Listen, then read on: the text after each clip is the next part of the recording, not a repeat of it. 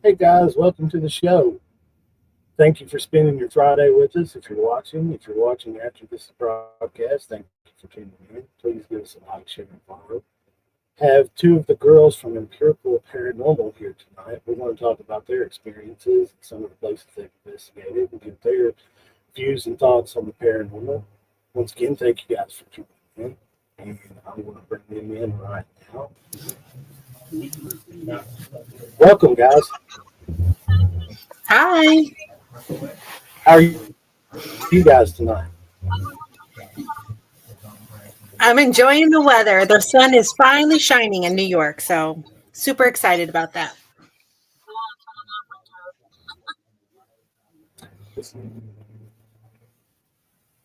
Gina, we may need to turn your mic up just a little. Can you hear her, Deb? I didn't hear her. I'm up as far as I could go. Can you hear me now? Okay. Yeah, can hear you great now. Thank you. Okay. Now, guys, inter- introduce yourselves and tell us a little bit about your team. Okay, I'm Gina. I'm the director of Empirical Paranormal. We are an upstate New York team in Binghamton, New York, and we are a part of the TAPS family. And we do a lot of investigations in the area, as far as a lot of public investigations, also private as well. And we do travel. So, Deb, do you have anything you want Oh, I live about 45 minutes west of Broome County, where most of Empirical is located. So, um, same beautiful area, rich in history. I am just enthralled with every opportunity that we get to go out and meet people, see what's going on, see what's haunted, see what's not haunted. But other than that, that's about it, I guess. Upstate New York and that whole upper part of the United States, that's some of the first settled places in America and I feel like where it's been settled for so long that you guys would probably have a lot more activity because there's a lot more human interaction up in that area before anything else like the lower states. Now, have you guys had any experiences like that? Any really old type hauntings? Oh, yes, many of them, especially in some of the mansions that we do investigate and in the area as well, because there's just so many layers in this area. There was a Civil War camp in the area, there's Native American um, towns and villages along the rivers here. We have two rivers, the Susquehanna River and the Otsonango um, River, and there's just a lot of layers here throughout the decades as well. So, Yeah, with like I said, with it being one of the first settled places in America by English people when that came, it's a little more rich in history, and I feel like some of the hauntings that would be in that area would be just more of a period style. Like here in Kentucky, it wasn't settled until a lot later. I think the early 1700s is maybe when Kentucky was settled. So we don't get some of the activity I feel like you guys would get up in the area. Now, what actually got you guys into the paranormal? with me, as a child, I experienced a lot of paranormal experiences. Mm-hmm. When I was little, I actually spoke to my deceased grandfather. My mother overheard me talking and she asked me who I was speaking with, and I said, the man. And so it came down to where she asked to describe what he looked like, and I did. And so she pulled a picture out and showed me, and I said, that's the man that I've been talking to. And throughout the years, I've had many other different experiences. Um, and then, as I got older, I lived in a couple of haunted houses. So I started experimenting myself, investigating back in the 90s. Back before we had all the technology we have now, I used to take a cassette player and set it up. And I would set it up overnight, and I would listen to it the next morning as I was having my coffee. And I actually picked up some things on that recorder. So that's how I really got started into it. I was always interested in it anyway. So I have no Panasonic tape style recorder, and I like using it much better than just a digital recorder because to me, what's recorded on that tape's actually there. It's not really usually any kind of electronic interference because it's recorded straight into the tape. Now, with the little, it seems like you might have a little gift of clairvoyance. yes. Now, has that followed you? Has that followed you as long as since you were a child? Yes. Yes, and I'm Have you also been an able to? empath. Have you been able to foster it and use it on your investigations at all? Yes. Yes, I have on many different investigations throughout the years. So tell us a little bit about that. Well, when I walk into places, I do get the feeling of something that's there.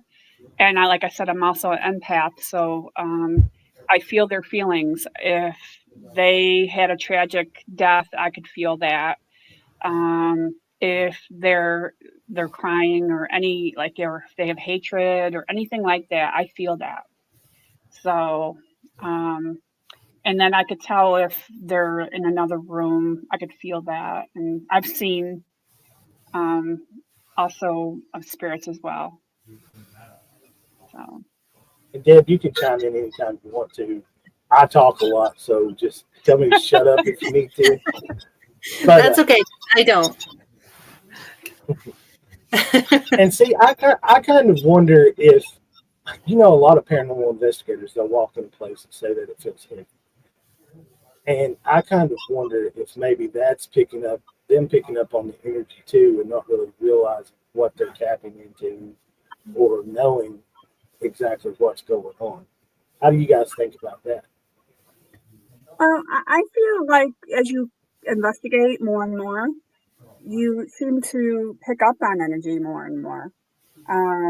It just starts just grabbing onto you as you go. And there was many people on our team that did not have abilities, and they also felt something or seen something. So I feel like if you continue doing that, you do develop something, some kind of ability. I think everyone has the ability to sense the energy when you walk into a space. You walk in after somebody had an argument. They could be two living people. You're going to walk in. You're going to feel that tension. I mean, and I think every single person alive has that. If you're open to it. Yeah. So. And I've actually experienced that at work. I've walked into an office before, and they've had a really heavy meeting in there right before I walked in, and you can just tell automatically, oh, time for me to go. And that's what I do. I turn around and walk out because my name's not Bennett, and I'm not in it. That's funny. Now, Deb, tell me a little bit about you. What got you into the paranormal? Oh, I had weird experiences also as a child. Random noises, seeing people walking up and down the hallway in the home that I lived in. What I now know as elementals coming into my space. As a child, you don't know what that is. You just label it as something scary, creepy, and you just hope you never see it again. And I grew up in a family where paranormal really wasn't accepted. So I was alone and on my own belief for a very long time. So I very late into the game, always been interested in it. And I guess I've just everywhere, like one of those things, you walk into a room, you're just like, oh, something doesn't feel quite right. And I wasn't quite sure, where that would lead me until social media, TV actually put an acceptance to it. And once it was accepted, even if it was accepted by like 3 people, I didn't feel so bad. I was like, okay, I am pursuing this as, a true interest, a true hobby. Very much still skeptical of a lot of things, only because growing up that way, I could talk myself out of things and come up with a natural explanation. So I am definitely one of those that's on the team that would be like, what the heck was that noise? Boom, I'm out. I'm trying to find out what could have creaked, what was making that noise, who's outside flashing a light. I need to know if there's an explanation, I'm going to find it. And I feel like that's a really good thing too, because you go ahead and debunk things when a lot of people out here are kind of ruining the paranormal, because the first thing they hear noise. Oh, well, that was a demon. Yeah. And yeah. Everyone knows who we're talking about. Yes. Yeah. Yep. Somebody squeaks a chair. Did you hear footprints or footsteps? Yeah. No, that was somebody squeaking a chair. The cameraman calls. Oh, that was a demon. Did you hear that growl? Or somebody's stomach, and we have a lot of that. And it's like, oh, it's my stomach. We always call things out too. So if we make a noise, we let everybody know, hey, it's me. Yeah. So bodily function. Function. Yep. They happen. It's okay. It's okay. Yep. I was watching a TikTok video the other day, and they were using a thermal, and the guy that's running it, you hear him bust out. He's like, "Oh, there's heat around your back," and the guy turns around and looks at him, and he said, "I farted," and the thermal actually picked it up. Yeah, it picked it up. It sure did. It picked it up. That's now, investigation goals right there. That is investigation goals. You want to catch that. Yeah. Now, you guys. Yeah, absolutely. Yeah. Now, where I'm at, I'm actually located in Kentucky, and I am very, very much in the Bible Belt. And so, not a lot of people talk about the paranormal here. It's still, to this day, and I'm not saying this is a bad thing by any means, but there's still so many churches in this area that the subject's still really taboo, and they just don't talk about it. It's, I feel like in the last 7 months, I might have done 5 investigations. And I feel like if that weren't so, that if it wasn't so taboo, that there would be so much more that we could actually get out and investigate, and so much more that we could actually prove, just if people would reach out. So, and I preach this on the show. Guys, if you're home and you're watching this show, and you're in any of our areas, and you've got something going on, reach out. I mean, paranormal teams, we just want to do this to help people and to see what's actually out there. So if you guys need anything, reach out to someone. Don't think you're crazy. Don't let other people tell you you're crazy. Reach out to us and let us know. We'll try to help you. Now, you guys being up there in New York, is that a problem that you experience up there at all, or is it kind of more open with people actually talking about the paranormal? Well, I think it depends on which area. So your area in Broome County might be more open, but my county, it's only 45 minutes away. So I think it depends on which area that you're going into. Mm-hmm. So it's groundbreaking. I mean, literally it's groundbreaking out here, what we're doing. Yes, it's been around for ages and ages, but people really aren't willing to open their doors because they're scared of that stigma of, oh, I have a haunted house and people are going to camp out in my front yard with signs that say, whatever sign they might come up with. I quote scripture or different things like that, or have Bible beaters on your door and be like, hey, you need Jesus. Well, you know, I mean, that's what I grew up in. That's what I grew up in a Christian And family. So I get it.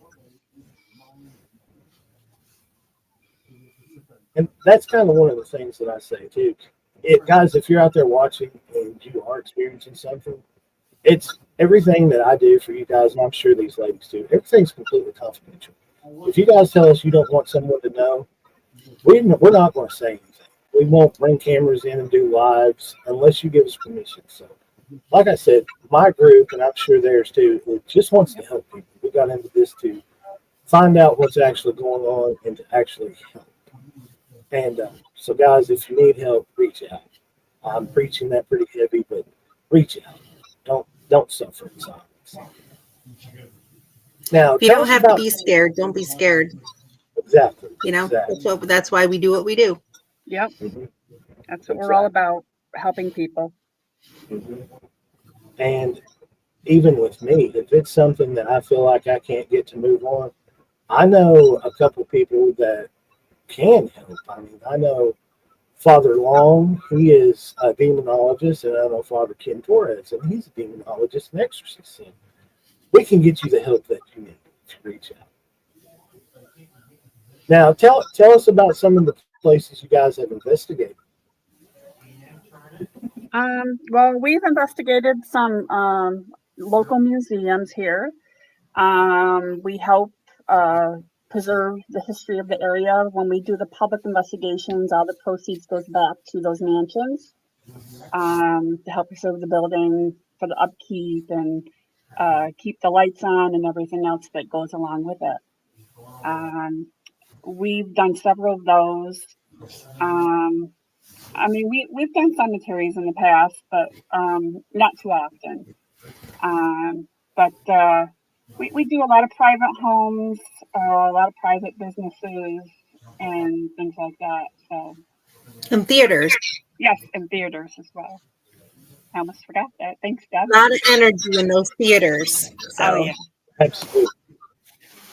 One of my favorite places to investigate is actually an Oak Theater here in Kentucky, and it is the Ross Opera House. It is spelled Rohs, but it's actually pronounced Ross, and it's in Cincinnati, Kentucky.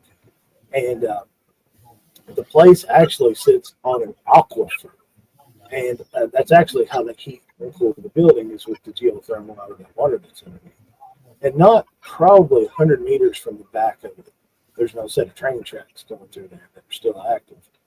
And it's a very very active place. There was a couple things happened there. A gentleman passed away, self-inflicted, right there, kind of in. There was another office space next door that adjoined the theater at one time, and he actually did that in the doorway there. So you've got his presence there, and there's a lot of kids there, and then there's a lady in white there as well. And it's really active. So if you, it's really cheap. You can go in there. It is, I think, $30 a person to get in and investigate. It's actually still an active movie theater with one screen, but they close down when at, I think it's 10. So you get the place from 10 o'clock at night until whatever time you decide to lock the doors the next morning. And it's $30 per person, really active place, really old place full of history. And if you're ever this way, I would highly recommend it because some of the best evidence I've picked up has come out. Awesome. That's awesome. Yeah. What's what's your guys' favorite place to investigate, if you could name one? Let's see. A place to go to investigate? Yeah. that we've been. Either. Oh, we've been.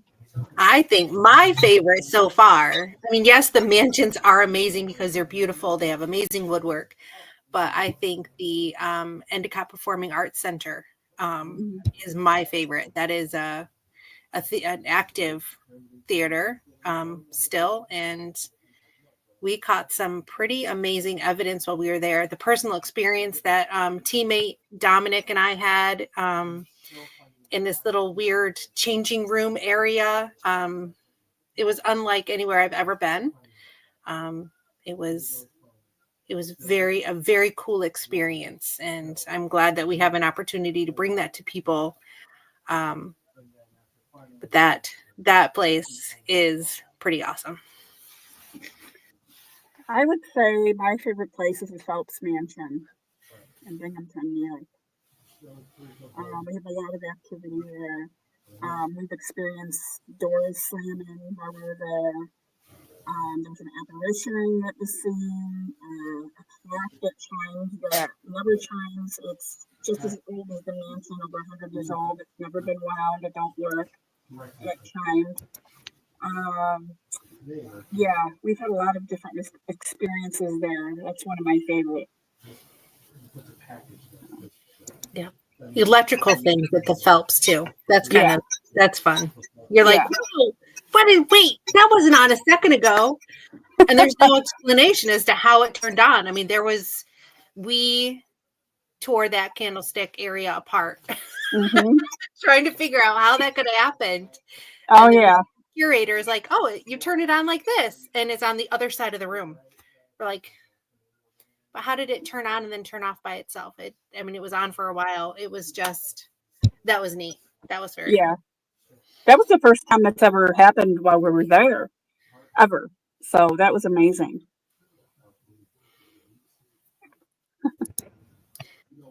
Now, what kind of equipment do you guys take out with you? Go ahead, Deb. Flashlights. We use everybody on the team has their own recorder, whether it's on our cell phones or a digital recorder, to help capture voices and different things like that. Like keeping it old school, I think is my personal preference. Mm-hmm. Yeah, I like the recorder. I love going through all the EVPs and catching something, especially if it's an audible voice. That I get excited when we get one of those. So, a recorder most definitely is my favorite. One of our crowd users. Oh, go ahead, Deb. I was going to say, we do public investigations to help raise money for these mansions, and one of the tools that seems to get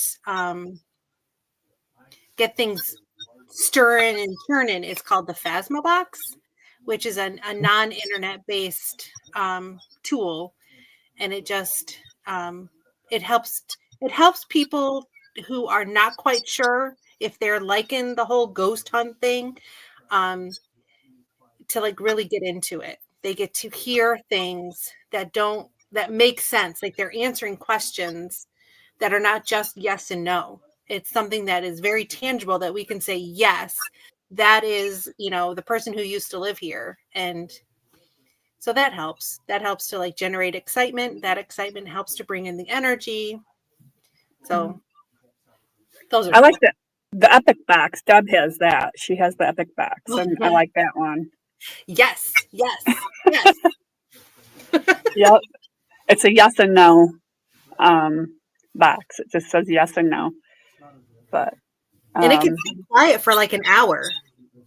Yeah. And then suddenly you ask a yes or no question, and it's like, yes. And then the museum curator is there, and they're just like, actually, yeah, that is true.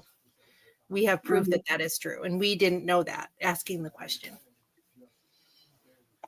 Yeah. And then go ahead, Gina. One of our other team members has an Envoy we just started using, so we're still trying to figure that one out. But so far, I think it's worked a couple times, but we're waiting for it to work a lot more. See, we have the Epic box too. We have the Epic box, and then we have the Flux too. And I like the Flux too, but the Epic box, where it doesn't actually have the motion sensors in it, I trust it a whole lot, because the Flux 2 has a couple of motion sensors in it. That kind of throws me off. But now we've got some really, really good hits with both. But like I said, the Epic, it seems to be just a little better. Yeah, I like that one. Yeah. And another one I really like, and I don't know if you guys have one or not, but I like the little tripwire. It where it has so many different little lights on it. It works well for me. Because you guys know as well as I do. Some of this equipment with all the electronics in it, you can trigger it easy if you want to fake stuff. But that one, I've noticed. I've intentionally played with a walkie-talkie around it, and a lot of times when you key up a walkie, it'll make the whole tripwire go off. Hmm. So I feel like where that thing has so many sensors, when just one individually or two of them individually go off, that maybe there is something there because a lot of times when it seems to me when it's electrical interference, the whole thing will flash. So I really like that one too. Yeah. I think I that's also, on everybody's wish list. yeah, that's on mine. Yeah, it's I also, I also like the REM pods. We had quite the interesting investigation at the Fultz Mansion the last time we were just there. And Dominic, who was under the Estes method, he was telling everybody to go out into, like, certain people to go out into the hallway where the REM pod was, and it lit up, and it was crazy how he would be like, no, this person needs to get up and go Mhm. into the hallway or get up, and the REM pod went off, and it was crazy how that happened. Also, on the downside, though, we've had instances where we've been at investigations and a fire truck would go by or an ambulance or a police car and it would set it off. So that, just like you said with the walkie-talkie, same thing. So you got to be careful when you are using these pieces of equipment, to be, aware of what's setting it off and what's around you at the time. So, absolutely. but I do like the REM pods as well. So, I actually make those. I've got a couple I'm getting ready to stick together, and there, I don't know if it'll focus, oh, very is nice. Oh the yeah, you can actual. customize those. Yeah, I can make the well if it was. Yeah, it's not going to focus. I don't think. It says cast. Yeah, Yeah, that's that's our team logo there. But these things I've noticed with the RIM pods. I love the RIM pods. Uh, great tool. But I have noticed if you key up a walkie-talkie or some kind of siren comes through, and yeah. lightning would set them off as well. So Hmm. if you're out there watching, guys, and you are a ghost hunter, kind of keep those things in mind when you're using some of this equipment because it can be manipulated. And not everything is paranormal, so you got to watch out because there's so many shows and YouTubers that are out here saying everything's paranormal. Sometimes it isn't. So if you investigate, just kind of keep that in mind. Don't be afraid to question it. Yeah. Absolutely, And absolutely. if you think it's something else, then maybe it is, and that's okay. It's perfectly, absolutely okay. It's normal. It happens to us all. Yep. Yeah, Yeah, it does. and well, a lot of And times too. Oh, go ahead, Gina. we're like Deb was saying, debunk it. See what's setting it off, and if you think it's something and you can't find the answer to it, then maybe it could be something. But don't be afraid to debunk. So. And like our team, we do a lot of home investigations as well. I would 1,000 times rather tell someone, "Hey, this is your water heater," versus saying, "Hey, there's a ghost in your house."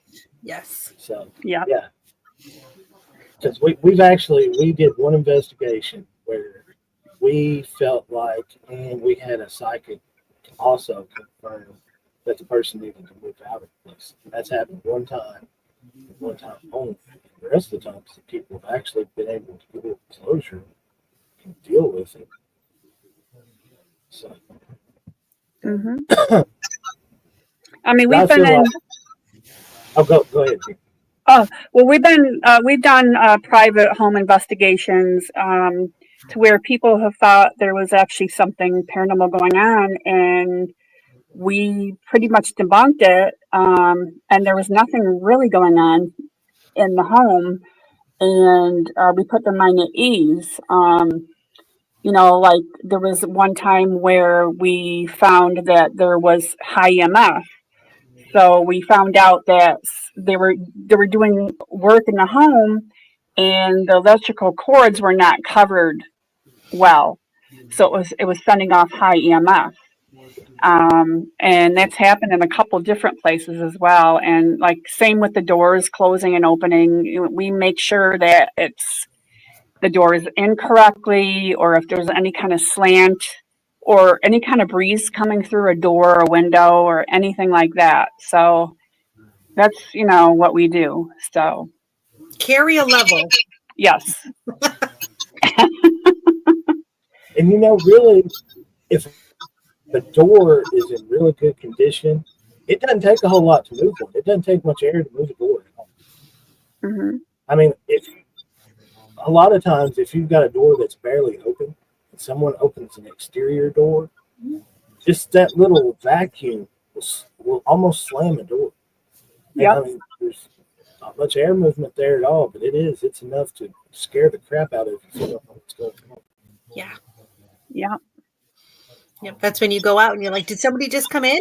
And you walk around and you look and you try to figure out if there's a natural cause for it. Yeah. Now, what would you guys say is probably the most interesting thing you've experienced so far? I want to know from both of you. So if it's two different things, if it's two different things, that's good. Oh my goodness. I'm trying to. Well, there was one place in New York here that we investigated. We did it overnight, and there was at the time like a bunch of us on the team, and every time we would go, one of the team members would have something happen to where they could not go, and it never happened to me. That's the weird thing about this place. And every time, like I said, somebody would like get sick or something would happen with their car or something like that. And the one night it happened to be just down to the three of us. And as soon as we walked in the building, all three of us got sick to our stomachs, and we had to use the restroom. And then we were like hearing voices before we even started the investigation, and there was nobody around in the building at the time. And then as the night went on, we decided, okay, it's like 3 or 4 in the morning. Let's just, get some sleep, some rest. So we each went in a different room. And all of a sudden, the door slammed in one of the bedroom doors, and nobody was around it. Everybody was sleeping. And then we found out the next morning we had a whole case with brand new batteries in it. Every single battery oozed, exploded, and whatever else happened to it. It was crazy. And this place originally was a home for the Civil War wives who lost their husbands in the war, and they would have the children and the wives stay there. And then eventually it was later on an orphanage. And then years later it was a nursing home. So there was many, many layers to this building. And I used to have these dreams about this building, and I always felt like it wanted me to come back. And it was weird how everybody had issues going back to the building except for me. And I would have the weirdest dreams about this woman that would want me to come back every time. It was really, really strange. And I won't ever forget that, ever, till I'm gone. I will never forget that whole experience. It was just so crazy. And that was one of the most amazing investigations quite a few investigations we've done there that I've ever done in my life. So, Now, do you feel like this place was trying to separate you from your group? I kind of feel like it was in a way, because it was kind of strange how it would pick people off as every time we went there. And like I said, it felt like it kept calling me back to there. So I wouldn't doubt it. See, I wouldn't doubt it. that's the very first thing that hit my mind. Mm-hmm. If it didn't make you sick and it was picking people off, was it trying to separate you from the group and get you in there alone? Especially Mm-hmm. if it's calling you back. Mm-hmm. Now, have you been in there alone at all? No, in fact, unfortunately, a few years back, the building caught fire Oh, and it's no longer available to go back. So it's kind of strange how the building caught fire. It was like the same floor that we would stay on uh, to have our camp, our little camp place area there. And it was on the same exact floor that we would stay at. So, yeah, unfortunately, I don't know what they're going to do with the building. I don't think that it's beyond repair. So I have a feeling that they're going to be demolishing it. And who knows what's going to be stuck in that land or in that area now. So, yeah. I mean, energy That's the doesn't really. you know. yep. Yeah, they're tearing it down now, and every time I drive by it, I am drawn to like what is in there. So they are demolishing the building, and I think you're right. Whatever's there is attached to the land, not the Hmm. building. Yep. They called it the Lindenwald House. It was like a German name for it. So, Beautiful, beautiful home. oh, it was gorgeous. I'll have to look it up when we get off here. Yeah. Well, you guys know as well as I do, whatever was there, if it's attached to the land, it's going to be there regardless of what they put back. Yep. Yeah. And then they'll probably have some really, really weird stuff going on because whatever it is walks through walls. Yeah.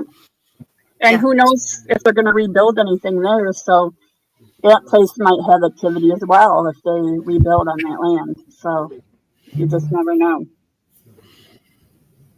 What about you, Deb? It's not always the house that's haunted. Sometimes it is the land. Mm-hmm. The most interesting for me, I would say it happened probably just before I actually joined Empirical, to be honest. Empirical had been there before, and I think that is what turned me onto it. I was watching one of their, I think I found them on YouTube. Local to me, bed and breakfast. And my husband and I, we were down at a casino just down the road at a company party, and I'm like, let's just stay there and let's see if we have any experiences. And so we went and we stayed, and as the owner was telling us some of the stories, we all heard this woman.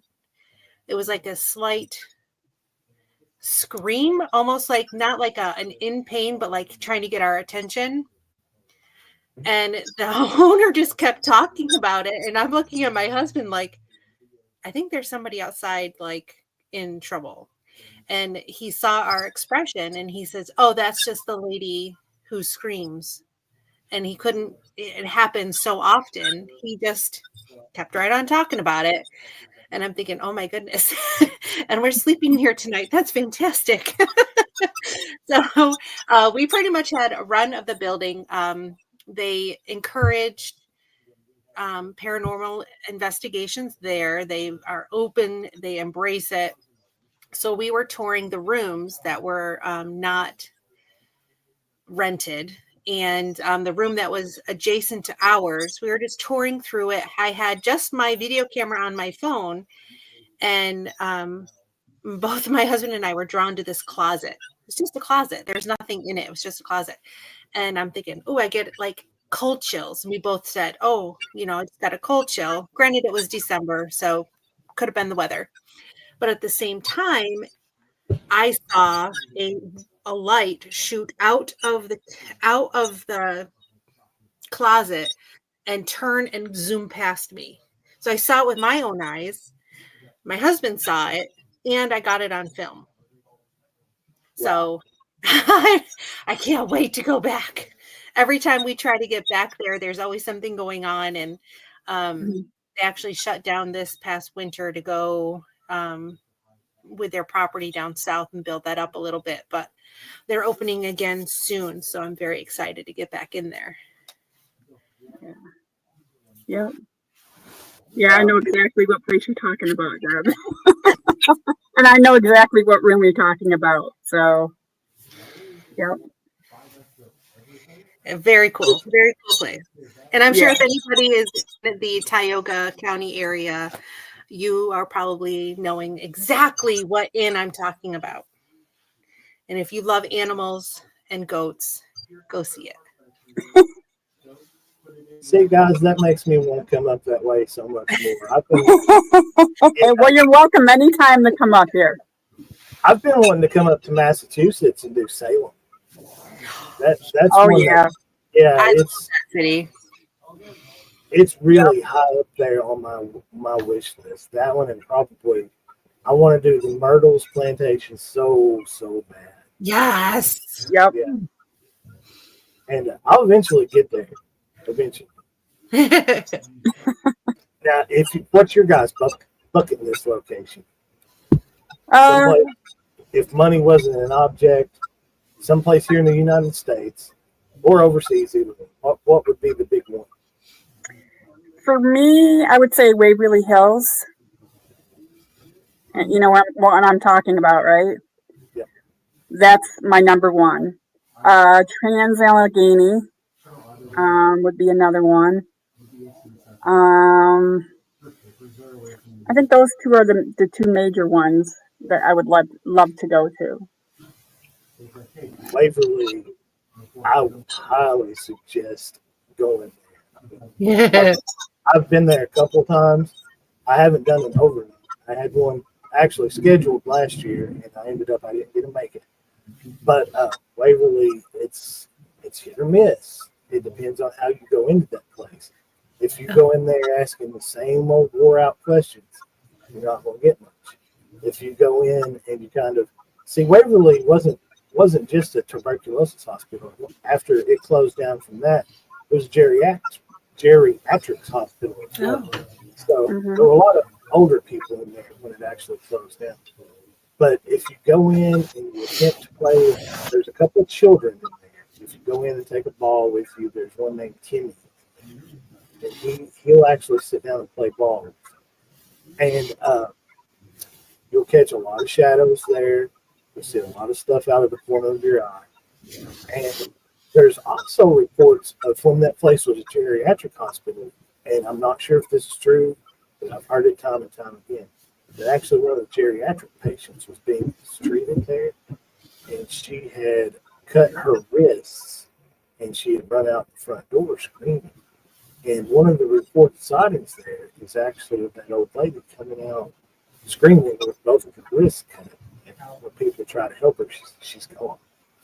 So I would highly recommend that. Oh yeah, that's definitely high on my list right there. See, I am 2 hours from there. I'm pretty close to Louisville. Deb, what's yours? Where would you go? I would say the St. Augustine Light Tower. That is going to remain on my bucket list for a reason.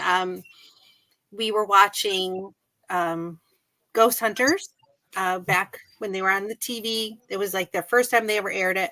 I was watching it with my father, and my dad he didn't believe in any of that. He thought it was entertainment, blah, blah, blah. Well, as we're watching it, he saw it, the figure peer over the railing, and he just couldn't believe it. And ever since that show, he became a believer, and he and I actually started having more in-depth conversations about everything that I grew up with in my childhood home. So we're going to try to go there. He had passed away before we were able to schedule that trip. So that will always be on my bucket list. I can't wait to get there. I think one of my kids has been there. They loved it. Definitely creepy, she said. So I'm looking forward to that. And this is Penhurst Asylum, which is it's in Philadelphia. We were there last summer. I only did a quick solo for about 45 minutes or so. Had a great experience there. I just want to go back because I feel like some of those kids were really, I don't know, calling out. Like I had an I don't even know if it was an EVP. I had my ghost box going with my headphones on so I could hear what was going on. And I said, well, I guess I'm going to go now. And I heard, please don't leave us.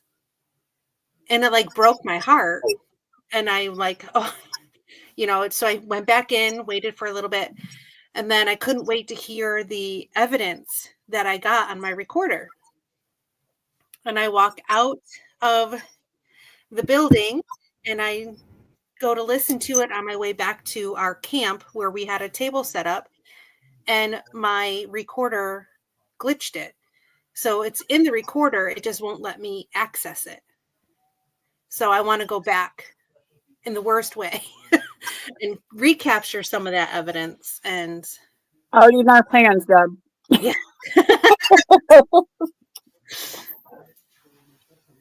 Now, Penhurst, is that the one that had the section in it that they call Joyland? Candyland. Actually, Disneyland. Right. Candyland. That's Candy. That's Yeah. Yep, that's the place. I've watched so many videos on that place, and I would love to go there. It's heartbreaking, the history on that. Oh, yeah, just heartbreaking. It is. We all watched the little movie they had about it. It was just so heartbreaking to watch and to hear the stories of what happened to those people there. It's so sad. But I had a guy on last week, and when I asked him that question, he said that he would like to visit Auschwitz over in Germany. And gosh, I couldn't imagine the heartbreak and all the stuff that happened to people there. The energy. Oh my gosh, it would probably be crazy. yeah. So you said the plantation. Where do you want to go? What is it? What is one of your bucket lists? My bucket list. Actually, a couple. One would be the Queen Mary. I want to go there, and I will go there before I'm old and feeble. That's.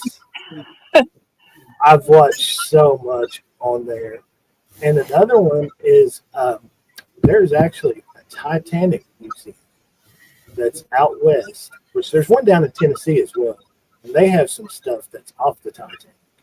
But there's not really any reported activity in that one. But the one out in California, they say that it's just creepy. There's so much energy. And those are my big two. I really want to go both those places. This list changes every time I look at a really interesting haunted place, but those are my two that I will make it to. Yeah. Nice. Very nice. Yeah, there is one more place that I would like to go that I forgot about. It's Missouri State Penitentiary. I'd love to go up there too as well. Now there's another one. It's not really a bucket list place for me, but it's close, and I'm going to go probably sometime this year. And it is the Indiana State Sanatorium. It's not too far. I think it's in Monroe, Indiana, if I'm not mistaken. Oh yeah, I've heard of that place. Yeah. They say there's 5 or 6 buildings, and then there is also a retirement home there. And I guess all the buildings reported this activity, and it's one that's up there pretty high on my list too. Very nice. So, guys, we are pretty close to to 1 hour. Is there anything that you guys want to close out with tonight before we get off here? Oh, yes. You could check out our Facebook page. We put all of our events and our schedule up there. And you could check out our YouTube page as well. We also have a website, empiricalparanormal.com. You could check that out. And yeah, so you could reach us through those three things. So, All right. Deb, do you have anything you want to close out with? I don't. I just want to encourage everyone, if you are interested but a little bit apprehensive or scared, don't be. Reach out. You can reach out to us anytime. Yep.